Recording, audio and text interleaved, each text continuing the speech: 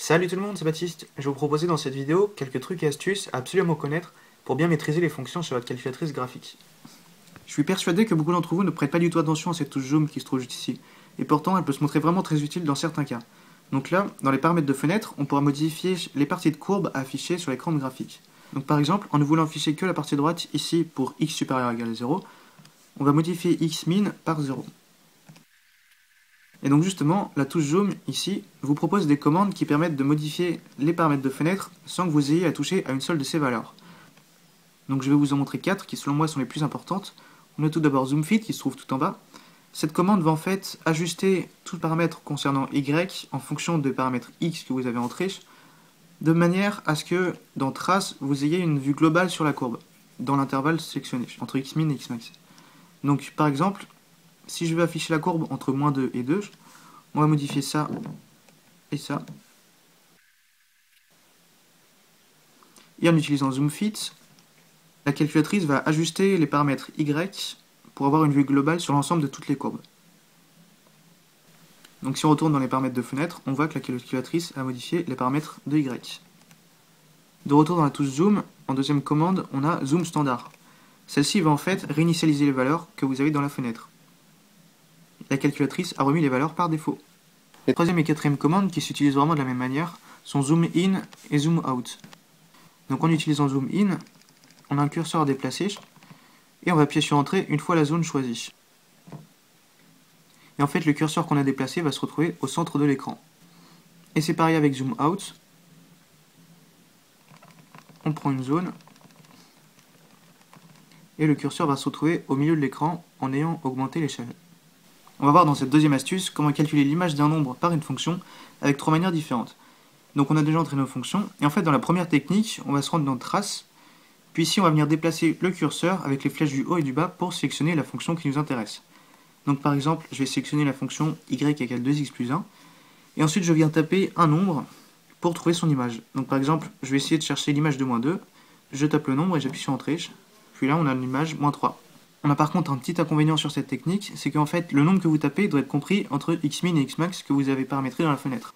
La deuxième technique est bien plus rapide que la première parce qu'en fait on n'utilise pas l'écran graphique de fonction. Donc avant toute chose on va revenir à l'écran de calcul. Ensuite on va appuyer sur var et on va se rendre dans le deuxième onglet pour sélectionner la première option. Et ici on va en fait sélectionner la fonction qui nous intéresse. Donc par exemple on va sélectionner la fonction y égale x carré, ça correspondait à y2. On va ensuite mettre une parenthèse et on va écrire un nombre par lequel on connaît de son image, donc par exemple moins 2, ce qui nous donne 4. Après, si on veut trouver une autre image, on peut faire seconde entrée, puis on tape un autre nombre. La troisième technique, qui selon moi est aussi efficace que la deuxième, consiste à utiliser la table. Donc pour ça, on va appuyer sur seconde, puis sur graphe.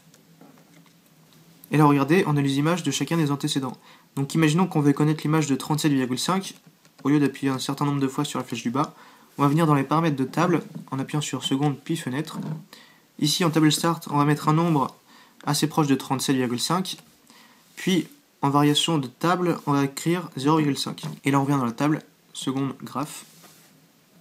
Et on va sélectionner 37,5 et on observe l'image de 37,5 pour les deux fonctions. Et on a un truc encore plus génial, c'est en modifiant les paramètres de la table, on met ça sur n'importe quelle valeur, on s'en fout, et en fait on va mettre le premier choix sur demander. Ensuite on va revenir dans la table en faisant seconde puis graphe. Et ici en fait on va faire comme la première et la deuxième technique, on va entrer un nombre pour lequel on voudrait connaître son image. Par exemple 3. Et ici regardez, on a l'image de 3 pour les deux fonctions. On peut bien sûr écrire des nombres décimaux. On ne peut faire ça que cette fois par contre, à chaque fois ça va remplacer les précédents. Cette troisième astuce est assez peu connue, mais je peux vous parier que vous allez l'utiliser dans tous vos futurs contrôles de maths. Elle va en fait vous permettre de sauvegarder toutes les données graphiques actuelles dans une variable. Donc quand j'ai données graphiques, c'est tout ce qui concerne les fonctions et leurs options d'affichage. Donc juste pour rappel, si vous ne connaissez pas, on peut choisir de masquer une fonction en sélectionnant le égal avec la flèche de gauche, puis on appuie sur Entrée, puis on peut la réafficher en réappuyant sur Entrée. Enfin là en l'occurrence, elle est masquée. Je peux aussi changer la façon dont la fonction va être affichée en appuyant une nouvelle fois sur la flèche de gauche, puis en appuyant sur Entrée sur l'icône. Là pour exemple, j'ai choisi de masquer celle-ci, puis d'afficher sous un gros trait la dernière fonction. Dans les données graphiques, on a aussi tout ce qui concerne les paramètres de fenêtre, les paramètres de format, en faisant seconde puis zoom, et on a aussi certaines options concernant les fonctions en appuyant sur mode. Donc pour sauvegarder tout ça, on va déjà revenir à l'écran de calcul, puis on va utiliser une commande que l'on va trouver dans seconde, programme, troisième onglet, et là c'est la troisième commande, store GDB. Puis à côté de cette commande, on va devoir placer la variable dans laquelle on veut sauvegarder toutes les données graphiques. Donc cette variable, on la trouve dans var. Là c'est la troisième option, GDB.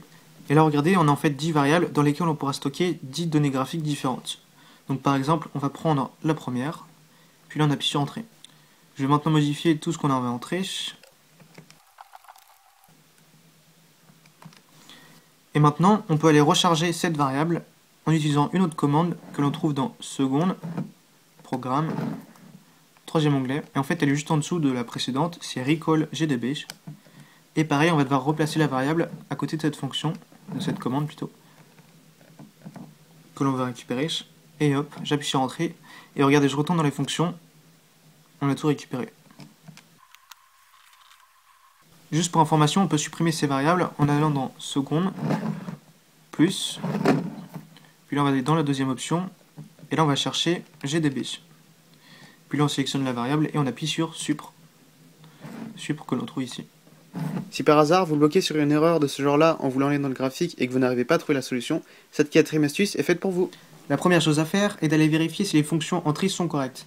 Ici par exemple, j'ai confondu le signe négatif avec l'opérateur moins, qui ne doit d'ailleurs jamais être placé en début d'expression. Donc on va corriger ça. Au lieu de mettre ça, je mets le signe négatif. On va ensuite appuyer sur seconde, puis F de X. Et là tout en bas, on va sélectionner Plots Off. Il faut ensuite veiller à ce que les paramètres de fenêtre soient corrects. Ici, j'ai Xmin supérieur à Xmax, ce qui est techniquement impossible. Donc je peux corriger tout ça en appuyant sur Zoom, puis Zoom standard. Toutes les valeurs sont réinitialisées par défaut. On peut aussi appuyer sur seconde, puis Zoom, et mettre tous ces paramètres sur la gauche. Et ensuite on va aller appuyer sur mode, et pareil, les 5 derniers paramètres, on les met sur la gauche. Et pour cette cinquième et dernière astuce, je voulais vous montrer ça. Regardez, on appuie sur seconde, puis graphe, pour se rendre dans le tableau de valeurs, et là regardez, on a le graphique à côté du tableau. Par exemple, si on a deux fonctions, on peut sélectionner une autre fonction en appuyant sur la flèche de droite, ou de gauche. Puis aussi, si on se rend sur le graphique en appuyant sur trace, on peut carrément déplacer le curseur avec les flèches de droite et de gauche, pour voir ensuite les valeurs défiler à droite sur le tableau. Et bien sûr, on peut toujours changer de courbe en appuyant sur la flèche du haut ou du bas. Donc pour avoir ça, on se rend sur la touche mode, puis ensuite dans la dernière option, on a 3 choix ici. Full, c'est pour mode basique. G-T, c'est pour ce que je viens de vous montrer. Et regardez, si je mets horizontal, en fait, dans le menu de calcul, on a le graphique ici, puis les calculs qui sont juste en dessous. Et pareil, si je veux afficher la table, en faisant seconde graphe, elle va s'afficher juste en dessous. Et juste pour information, pour remettre les paramètres de la table correctement, comme avant, vous avez juste appuyé sur seconde, puis dev table, en appuyant sur fenêtre. Et là, table start, vous mettez 0. Ensuite, ça, vous mettez 1. Et là, vous me laissez sur auto. Donc voilà, la vidéo astuce sur les fonctions est terminée. J'espère que vous avez appris pas mal de trucs et que ça vous a bien intéressé. En tout cas, moi, je vous dis à la prochaine pour de prochaines vidéos astuces et puis autre chose. Allez, ciao!